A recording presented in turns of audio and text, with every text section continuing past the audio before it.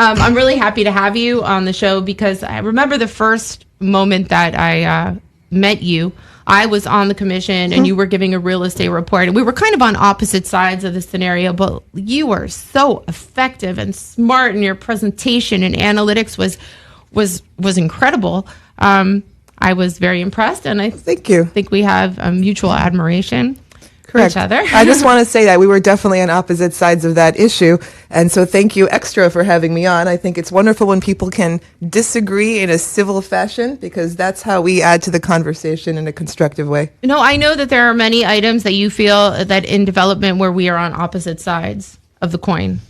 But I still like to hear your numbers, and I like to hear what you have to say today, because, absolutely. So far none of it's been built, if you really want to know. I mean, we've been going through this for many years, none of the parks, none of it's actually happened.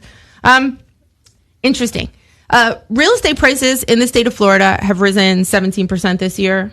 We have a huge influx of people. Did you know 950 people move to the state of Florida every single day, and half of the 950 to South Florida? Yep. From places like New York, New Jersey, Connecticut. No, we're very lucky in that regard. In 2019, the state of Florida was the largest net recipient of inbound migration from other states. Yeah, 343,000. Yeah, something like that. Yep. We're the third largest state, correct? After California, Texas, Florida? In terms of what?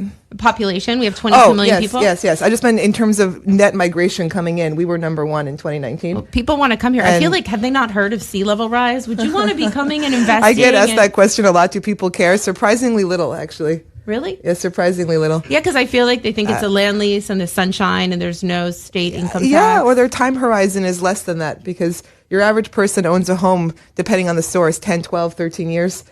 So they're not really thinking 30, 40, 50 years ahead as far as their own decision-making process. Even though the valuations of our properties over time, I just read recently that the federal government was even saying that, we're going to experience a reduction in property values, like moving forward 10 to 12 years. Do you believe that?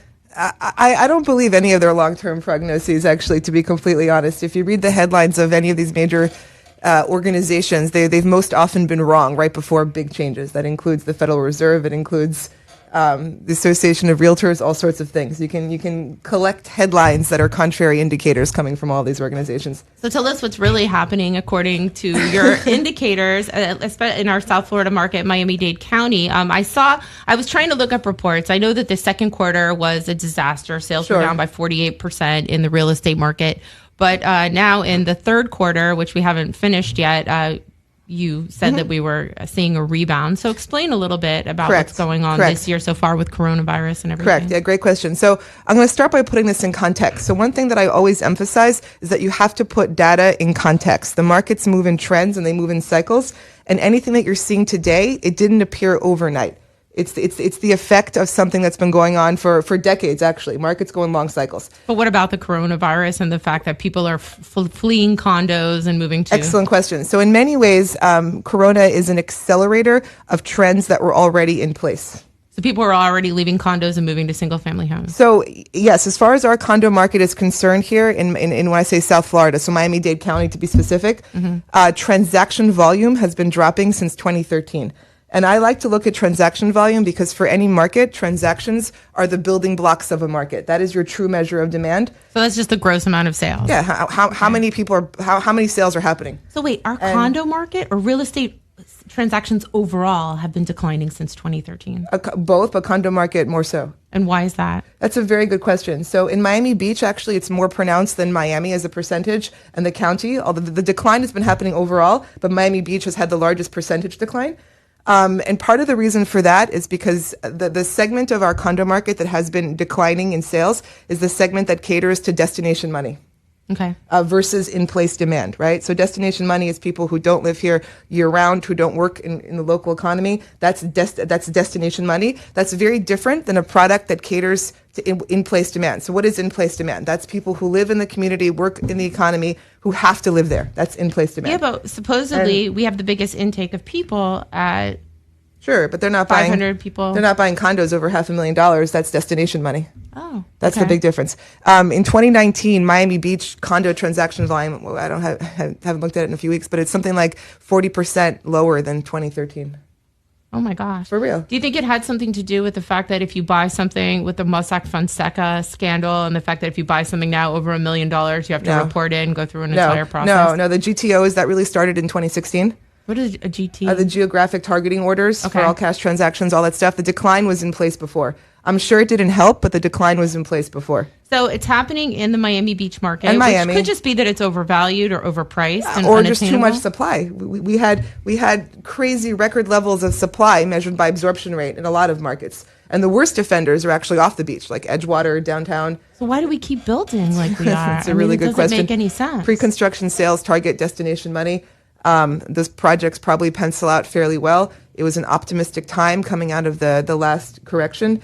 And so something looks good on paper. You know, a lot of developers, this is a positive, are optimists in nature. Look, you have to be an optimist to undertake a project that will take 10 years, start to finish.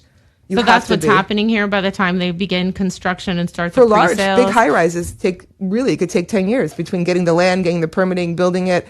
What's the occupancy rate over there in Edgewater at those, or the sales rate in terms of? The sales rate for a luxury product is really abysmal off the beach. There were 80 months of inventory past certain metrics. And Sunny Isles is a disaster too.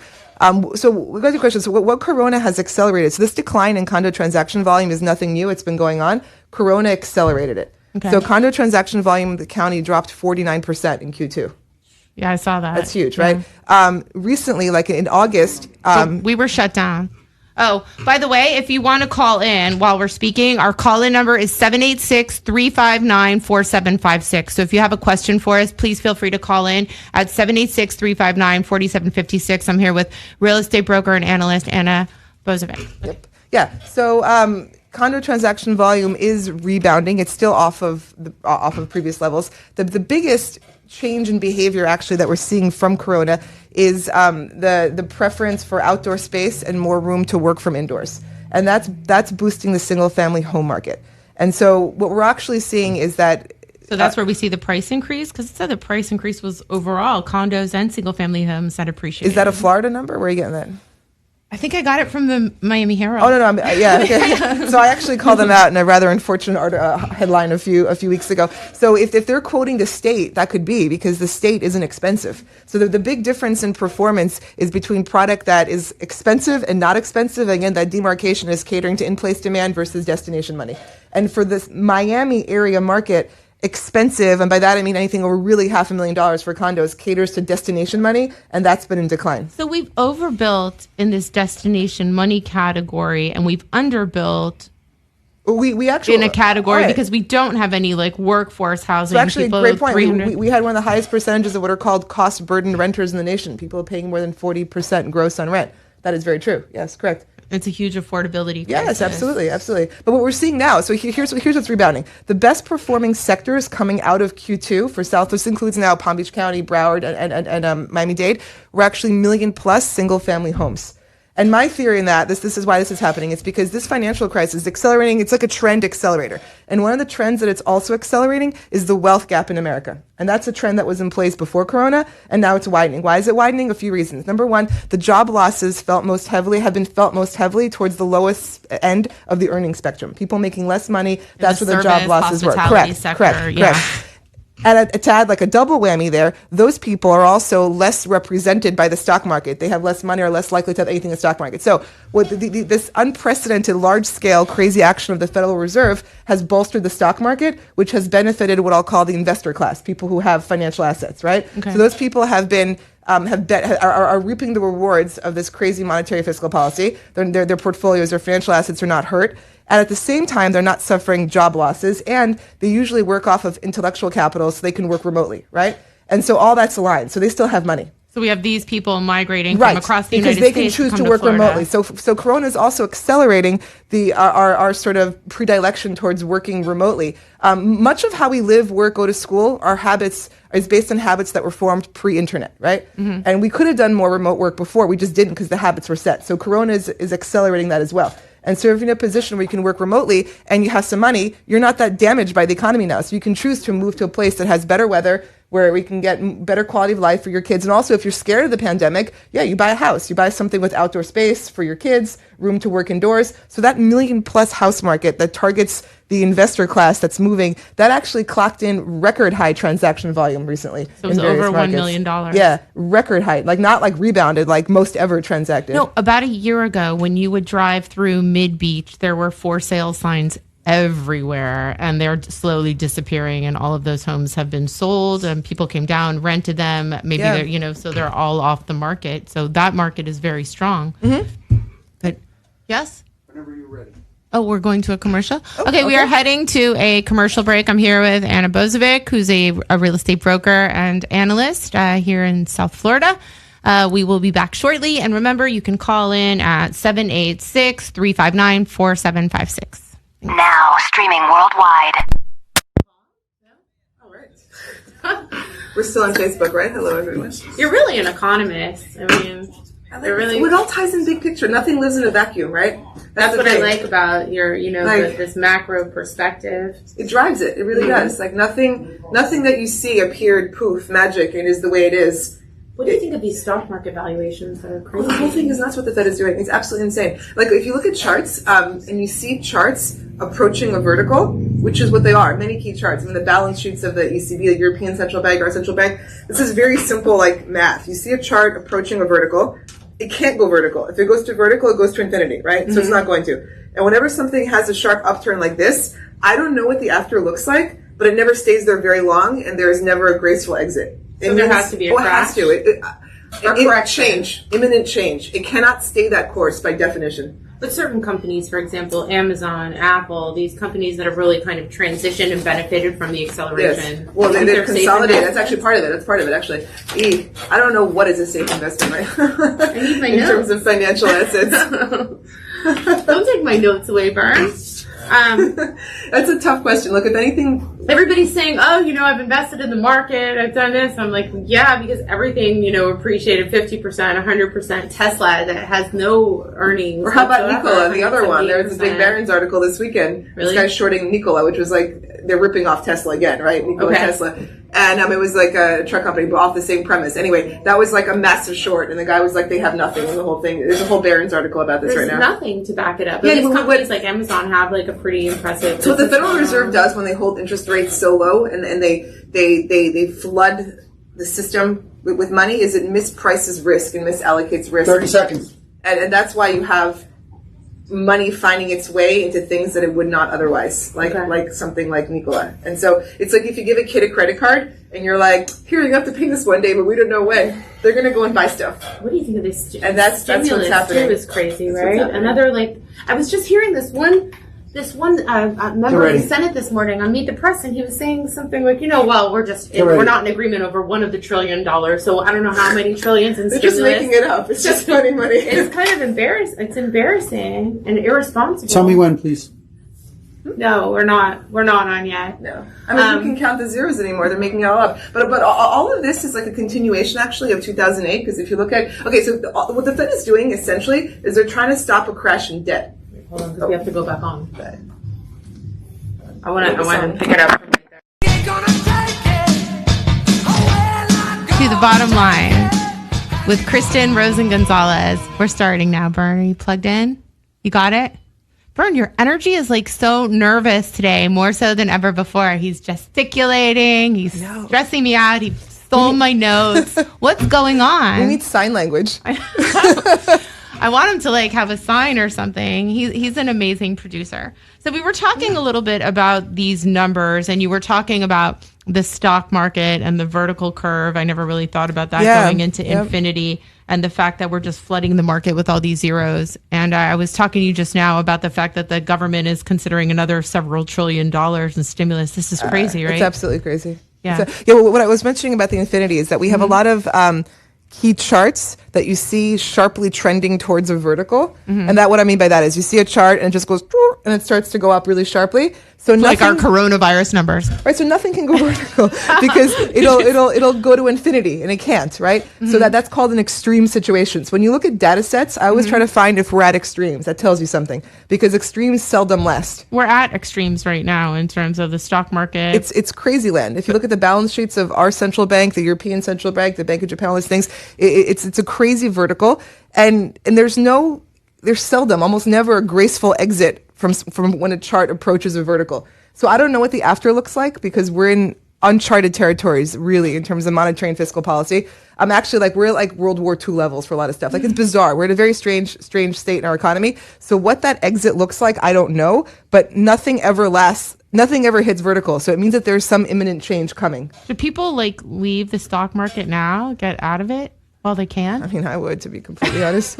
If anything, what has this taught us? A year ago, could any of us predicted this whole pandemic? We could not. So it's a period of radical uncertainty, really. And so no one can look you in the face and say, this is what's going to happen in 6 months. We have no idea.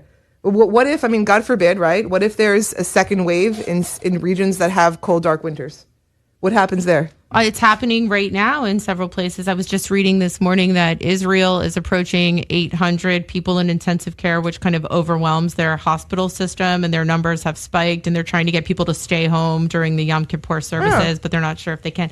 So we're seeing the spikes across Western Europe too, and Spain and France. So we don't know. It's a bizarre time, right? Correct. Because I was listening to Carlos Jimenez this morning, and he said, when we have a hurricane, we know to prepare and we know about the aftermath. When we had Zika, we knew that we had to kill the mosquitoes. But now with coronavirus, it's been a constant, and it's 6 months, and there's no vaccine. We don't know. So what I tell people is, I understand it's you have to have kind of fortitude in your mind and keep yourself healthy. This is one of those times in life where sort of it behooves us all to practice the lesson that you can't let things out of your control stress you out. You have to be zen about it because stressing isn't going to help. You don't know what's going to happen. And so all that we can do is to keep ourselves mentally and physically healthy, and thus we're best prepared to sort of chart our path through this. Well, I see you like boxing. Anna boxes. Is it at the Fifth Street gym, the Story Gym? So boxes with these they're serious, real boxers. No, they're right? world-class boxers. They're professional boxers. And do you box too, or do you just work out with them? Or so I train with them. They don't hit me. I hit them sometimes, but they might be okay with that. I'm kidding. That's why you're in No, I'm a shape. sprinter. I see you was sprinting. You said that you were sprinting back and forth into the ocean. I was like, oh my God. We do. My friend. My friend Christian Toon there, shout out, he has a big fight in October coming up in Germany, and his fight's 10 rounds. And so we do these workouts that are round simulation. Boxing rounds are 3-minute break, and we did sprinting in the sand, water. And these boxers choose to train at the Fifth Street Gym? Yes, so Fifth Street Gym has been around in various iterations since Muhammad Ali, right? The original building's been torn down, but Coach Dino Spencer now carries on that legacy. And Miami Beach is a great place to be. We're all lucky to have Coach Dino, and a lot of awesome guys come and train there. And so I run Masters Track. I'm a sprinter, and I'm very lucky to be able to train with them for everything besides super technical track stuff. So I do everything with them besides boxing. Oh, wait a second. Do you compete in track meets? Yeah. You do? I do. Where do they have track meets? Wow, that's so impressive. There was no track season this year because of Corona, so we're waiting for next year. Goes to show when you excel at something, you excel at everything. Well, you are so disciplined. It's mindset, actually. This is what I was talking about, your mind and being healthy through Corona, because it's all in the mind. Winning in sports and life and business, it's the same. You have to see it in your mind first, and you have to not react to things happening around you. That's actually the key. I wish I had you as a coach when I was running for office. Don't react. No, I think I've grown stronger over time. Yeah. If anything, it's trained me mentally. And actually being on the radio has helped a lot too. Yeah. And exercise is key. It's huge. I wake up every morning and I go for this really long walk. And many mornings I really don't feel like doing it. But 10 minutes in, when I'm not feeling so achy, you'll see. And you're younger than I am. But let me tell you, I'm achy now when I wake up.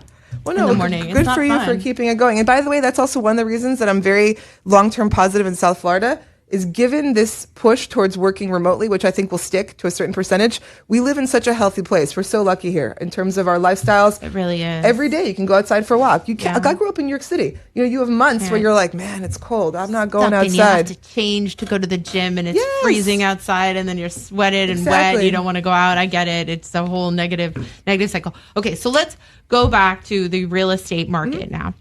So In your opinion, the condo, we have too much inventory in this condo market over 500,000, but are those condos good value for people to invest in? Really good question. So, I like I said, all markets are cyclical, and that's kind of fractal. That's at the higher levels and at the lower levels. So for buildings that have been around for the duration of a cycle, you can actually chart their price per square foot, and you get like, a nice curve like any market, right? Okay.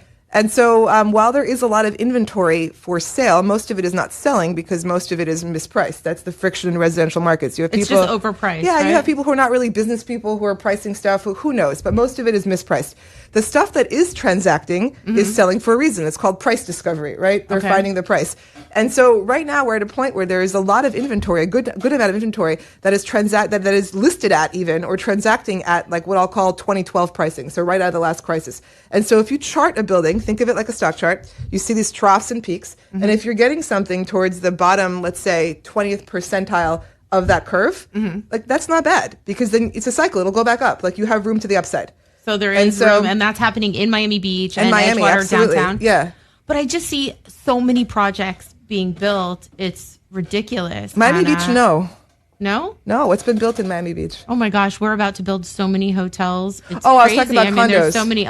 In the condo market? Yeah. I mean, I think North Beach, you don't think that they're building condos in that North Beach area? Or do you think that those They are mostly haven't going to be yet. hotels and micro units? Remains to be seen. Well, there's a lot of projects that have been approved, but nothing has been Correct. built. Because what's at been this built point. in Miami Beach recently? We've built what? Faena, that's like some years ago. The Faena, and now they're building 87 Park. Everything is about to be built, I guess.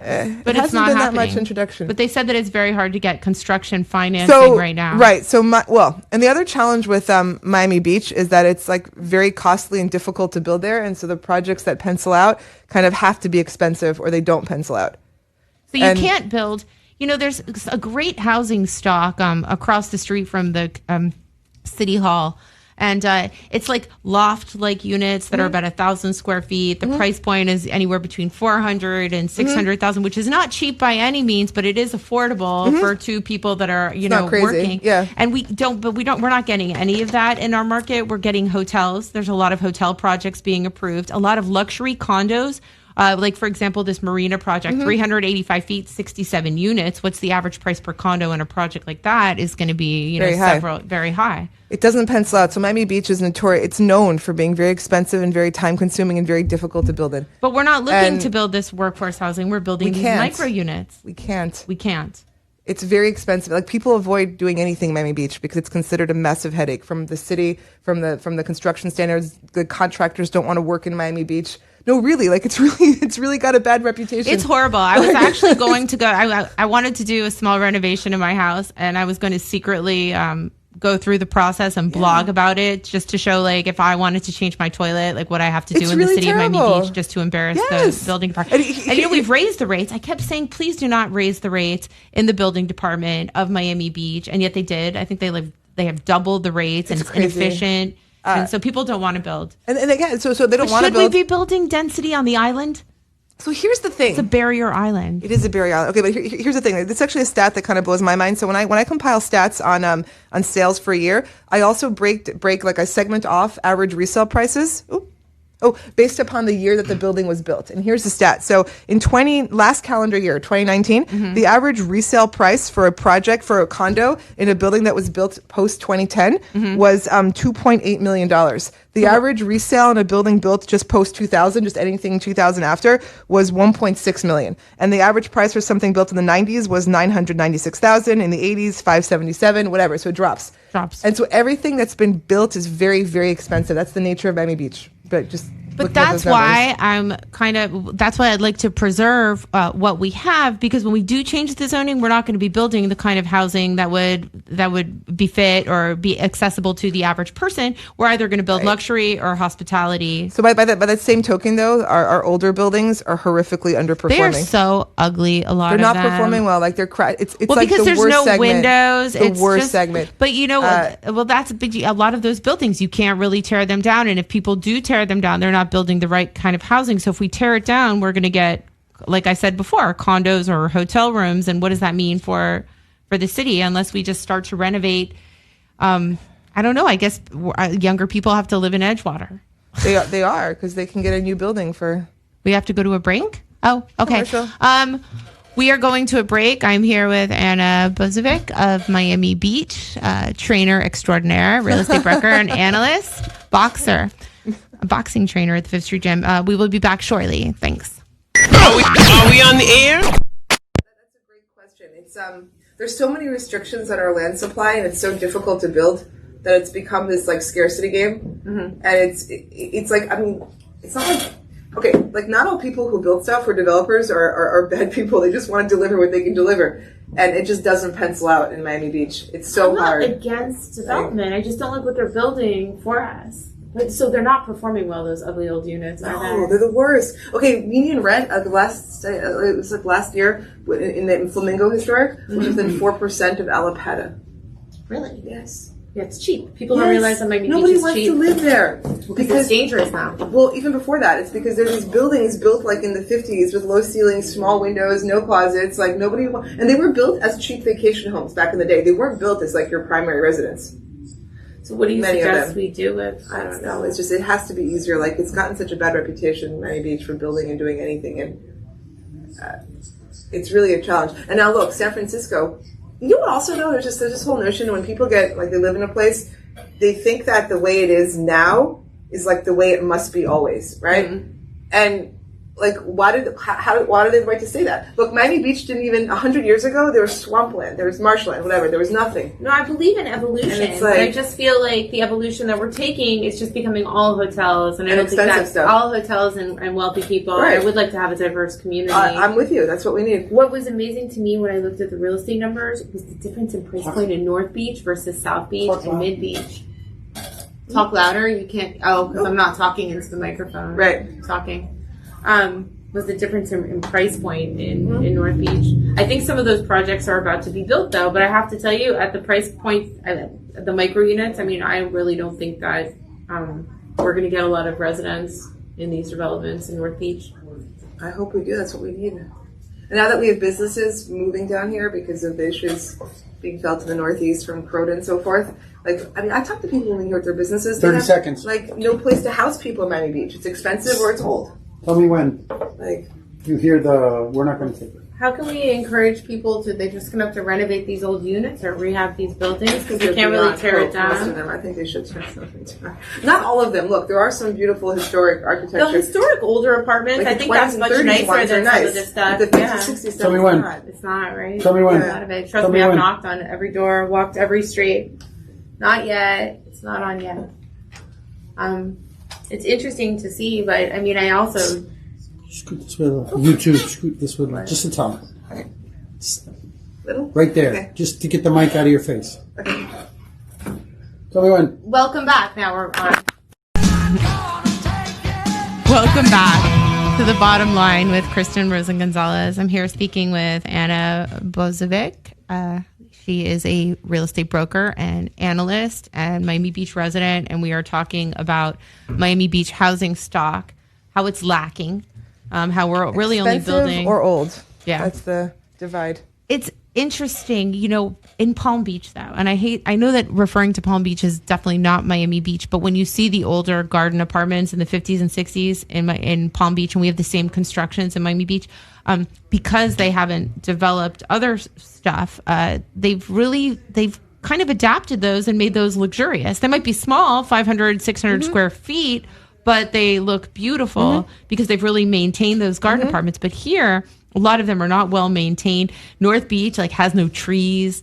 It's like living in a desert. Correct. There's no mixed use, so there's no supermarket that you can go to nearby. I mean, it's a terrible development plan overall, right? I mean, it's not like they were trying to change it by saying, look, let's try to reimagine. I mean, they're trying to reimagine this town center, but it does little for those rows of buildings. I mean, if it was up to me, I'd try to at least plant trees and make the area what's nicer, stopping more them? beautiful. What's stopping them? Stopping them from developing? Planting trees. I don't know. We have money for trees, but I've wondered. nobody's, why nobody's priority is trees. That would be a huge quality of life boost. We need to plant trees and we need to clean up areas of the city that are just dirty, the streets in general. I think we see a lot of crime. And once you do that and you beautify the outside and the sidewalks, I think that those buildings, people will feel better about investing in some of those older buildings and renovating them. But I look at a lot of them, and it's just that they built with no windows. Terrible design. Well, they weren't built so many like that. Again, there's beautiful architecture from the 20s, 30s, so forth, but the 50s and 60s and 70s, they were not built as, it's not Paris. They weren't built as grand architectural anythings. They were built cheaply and to be inexpensive summer homes for middle class people who came down and used them for that, and that was the purpose, and that was great. But they were never intended to be some grand architectural statement. Well, and the whole idea of this North Beach master plan in the north end of the city, I don't know if you were involved in North Beach redevelopment. They showed us this beautiful plan where we had these tree-lined streets and like 8-story buildings, and it was going to be workforce and family style housing with 2 and 3 bedroom units, and it was, going to change everything. But that's really not what happened. After all, they said, we're going to now go to 20 stories, and we're going to increase the massing, and we're going to build these micro units of 350 square feet. And there's thousands of the micro units, by the way, slated in North Beach. Who's going to live in 350 square feet? You can't even buy a unit unless you're buying it cash at 350 square feet. So my first New York City apartment was about that big. Really? Yes. I'm from New York. I'm not phased. So you're saying that the trend is going to be to live in tiny apartments, but if you could spend the same amount of money and live in Edgewater in like 800 square feet or 700 square feet, wouldn't you do that? I mean, why would you live in 350 square feet in Miami Beach, where you have to travel even further and the traffic's going to get worse to get to work downtown? So the argument there is that if the businesses are there, so it is my preference to live in the beach. Again, I grew up in New York City. I like to be close to the beach. I like to be in a walkable area. That appeals to me a great deal. Edgewater, I mean, I understand that these nice high rises there on the edge of the water, probably hence the name Edgewater of the neighborhood, but it's still shallow. You walk a few blocks, there's not much. No. And although Wynwood is really growing and changing and shifting. I was there yesterday, and I was pretty again, impressed. not to take away from it, the growth, the rate of growth is remarkable. That whole skyline didn't exist 20, 30 years ago. So we have to keep that in mind, that Miami has really grown very quickly. And, kudos, there was nothing there before.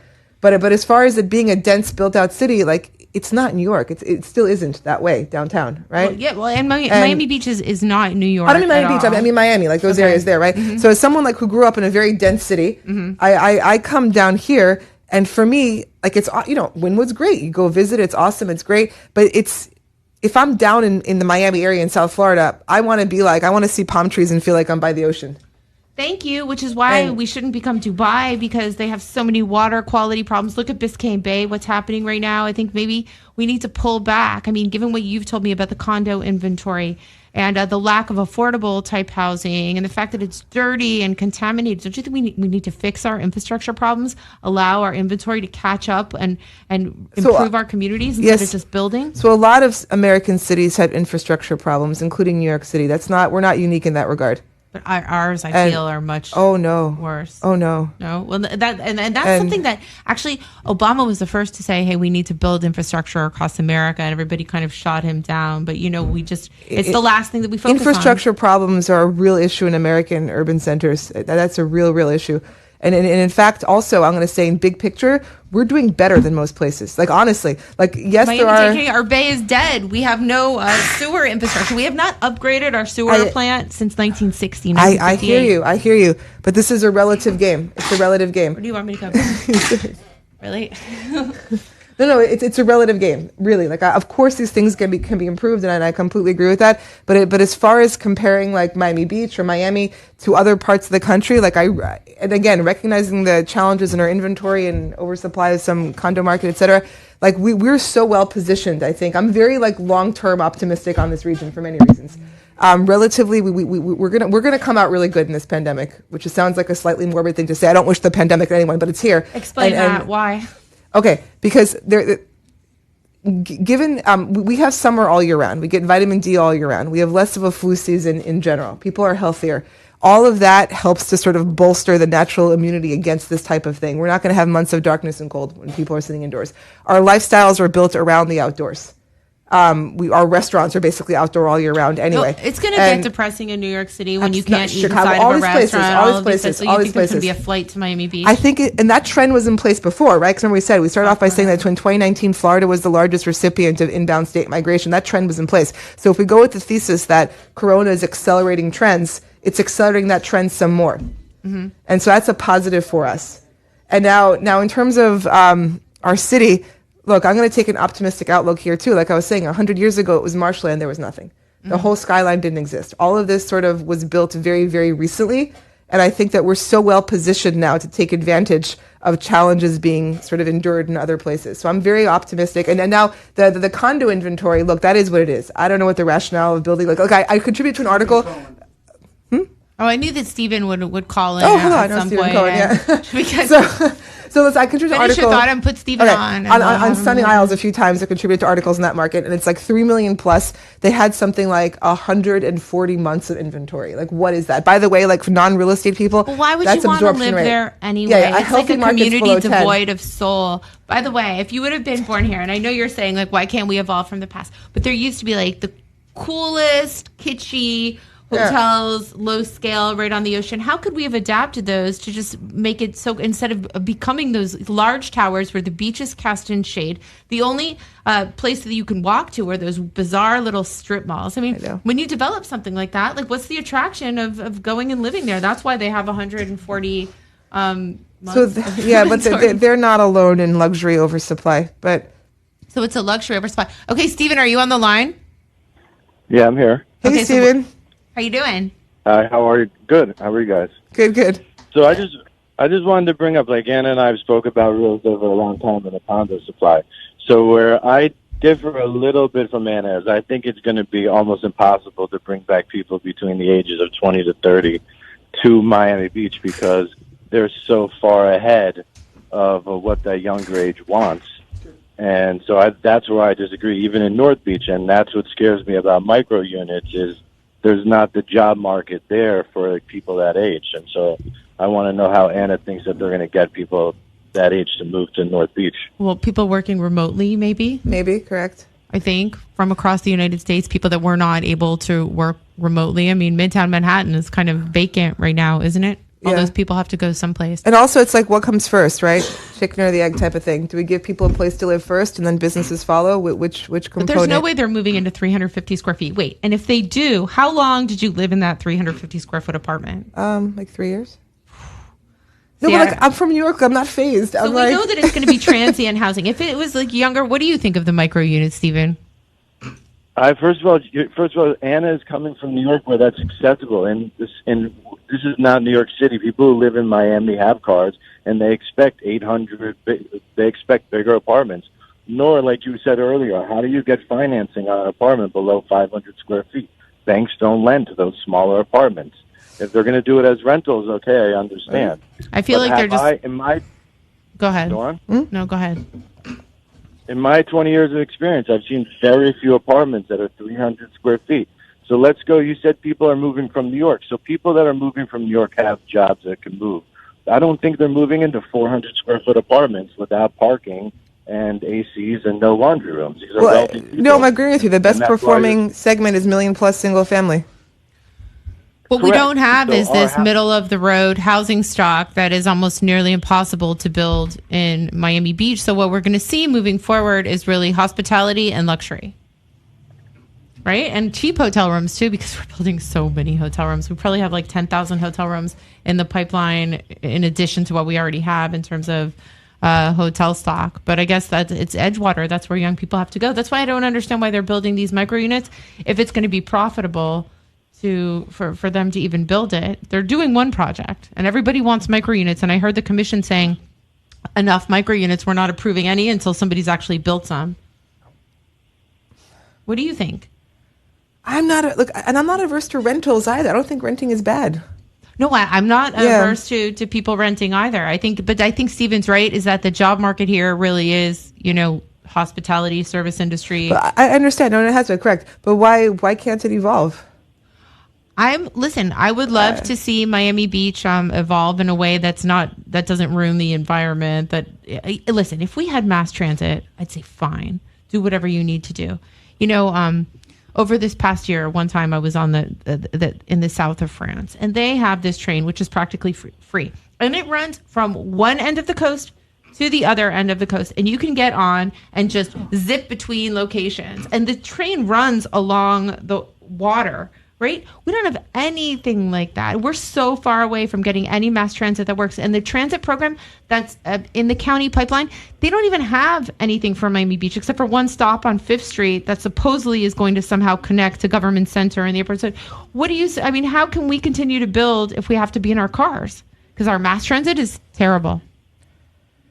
I mean, if you live and work in Miami Beach, do you need it? Well, I don't travel as much as I used to, that's for sure. And if they build amenities there, I guess people just will live in their little bubbles. You bike, you take Uber. I don't have a car. You don't have a car? I can't drive. How'd you get here today? Uber. Really? Yeah. Huh. I've never had a car in my life. You don't find it uncomfortable to not No, have a car? It's liberating. Wow. I love it. I don't want a car. Yeah. It's liberating. I get in and I get out. I don't think about it. It's not my problem. I think it's my kids have cars, for example, in my 20s. I lived in Zurich. I grew up in New York City. I lived in Zurich before here. I just never drove. No, so my friend just wrote in, my friend Ronnie, that Fannie Mae took away the square footage requirement for loans. Oh, so they can get financing on their 350 square foot unit, which I think they can Airbnb, because once you buy that unit, what are you really going to do with it besides, I think it's going to be transient housing, which I think is going to be worse for the crime problem that we have. That's my big, right now we don't have a huge criminal element in the North End like we do in the South End. And I think once we build these units, they become transient. Oh, it's going to tax our police force, tax our... I think our crime problem in South Beach is due to lack of enforcement of rules on the books. Exactly. Don't you feel like if we had a transformative police chief who was walking the streets with this walkie-talkie, people would get out of their cars and... Listen, we have not that large of a land area that is problematic. I mean, come on. I don't understand. Where are the beat cops? What's going on? If we walk down Ocean Drive right now... I get offered drugs every block. I haven't been there recently. It was a month or two ago. I swear, I posted it. I was walking down Ocean Drive by myself. I kind of like to walk and think. I take walks. Mm-hmm. And I'm just kind of zoned out, thinking my stuff, have my headphones in. And I'm walking down Ocean Drive. It wasn't even that late. It was 9 or 10 o'clock. I swear to you, it was 3 blocks in a row I get offered drugs. It was awesome. I was like, wow, I'm getting Times Square memories to me, back in the day. You know what? I think, I feel like, and this is a big statement, but I feel like if we had somebody who was really transformative and focused just on that area right now, because the rest of the city doesn't really have a huge crime problem at all. At all, exactly. I would be able to clean that up, wouldn't you? If you were would you, for and me? And I hate that that's such a spectacle, and the spectacle creates headlines, and the headlines sell media and papers, right? So these headlines get blasted all over the world of the crazy stuff happening in the entertainment district, and that defines the conversation. But in reality, it's a very tiny percentage of Miami Beach, and it gets all, because it's like a circus, and it gets all these headlines, right? And it kind of obfuscates the conversation, because Miami Beach is very safe. It's a great place to live. I do feel very safe in Miami Beach. Yes, I do too. I walk by myself all the time. I've never, knock on wood, felt unsafe. Nothing's ever happened to me. But that little collection of land area is where literally from 5th to 15th over 3 streets. It's crazy. And the fact that we can't get that under control, but I used to say that all the time. And it gets all the international media, all that stuff, because it's a crazy stuff. And they put the pictures up and they get, clicks and whatever, right? But it's unfortunate, because Miami Beach is a very safe, wonderful place to live, and that should be the story, not the crazy stuff happening. It's just in because 10 blocks. It's very political, and once you hire this, I've never seen anything like it. The police chief position is highly political, and the unions and everybody involved just does not allow us to clean up that area. But if it was up to me, I would just get a strong woman with a walkie-talkie walking up and down the street and saying, hey, where's so-and-so? I don't see anybody over here. I just got offered drugs here. I guarantee you, if I was walking up and down from 5th to 15th Street every day, I'd be able to clean it up very quickly. Yeah, it's bizarre to me. It's bizarre to me. It's embarrassing. Stephen, are you still on the line? No? Is he off? We lost him. I don't know. Well, thank you for calling. Oh, he's there. Oh, you are? Do you have anything that you wanted to add about this market and our conversation?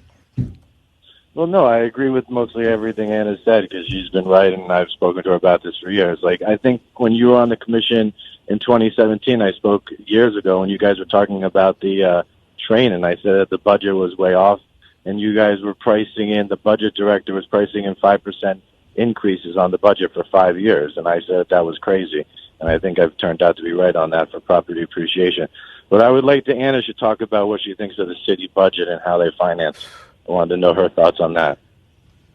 The city's budget? I don't know. I don't know if that's her expertise or not, but you can speak to. Yeah, I mean, I'm not so well versed in the particulars of that, but I think that our city budgets, general. I think that people are in a state of mind of defer because there is so much uncertainty over the time frame and the scope of what has been unfolding.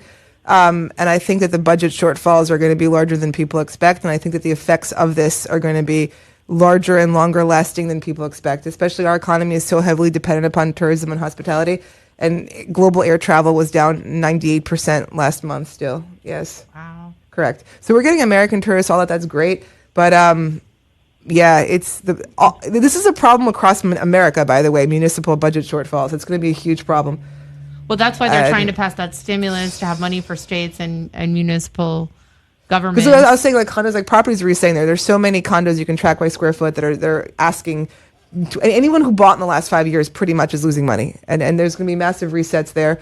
Hospitality obviously is going to take years to recover. I wish we could just ask Art Basel to reconsider its decision and come back now that the restrictions are relaxing. But the problem is the Europeans really can't travel here right now. The travel Europe ban, is having a they don't second lift wave. that. Yeah, and if they don't lift the travel ban, who's going to come? Because most of the people who travel here are from Europe, correct? Correct. During Art Basel, so they literally cannot come here. But it's too bad that we're so dependent on that one fair. And I think people are trying to recreate other stuff. We know that the South Beach Food and Wine Festival is going to happen. Unfortunately, the book fair is going to be virtual. So we're going to have a real problem this year. But, we should just have the people who wanted to do their art fairs do them anyway. Have them for locals and people coming domestically. I think our opportunity... One more minute. Okay. Our opportunity to shine is really going to be in how we adapt and transform in Corona. We're in a period of transition in many ways. And so many of our constructs of how we live our lives is based upon, post-World War II, 20th century pre-internet habits, right? And Corona is accelerating that, remote schooling, remote working, all these things. And of course, it's gonna go back a bit, but not 100%, because so many of our habits were in place just because they were habits, right? And I think that we're so well positioned to shine, relatively speaking, to the rest of the country. And I think that's the positive outlook. We're in a growing region that's a very healthy region that's going to come out in a very positive way in comparison to other regions and cities. If we take care of our infrastructure and the environment and clean up Biscayne Bay, and these are things that we have to do in order to survive. I agree. Well, thank you for coming on the show today. It was a very interesting. Thank you very much for having me. It was a very and again, I'm going to interesting repeat. We met disagreeing, and I think it's so wonderful that people can get together, respectfully disagree, have conversation. I think that our country needs more of that. Yeah, it's true. So, yes, thank you. Thank you for having me. Take care. All right. Thank you very much for listening. We'll see you next week.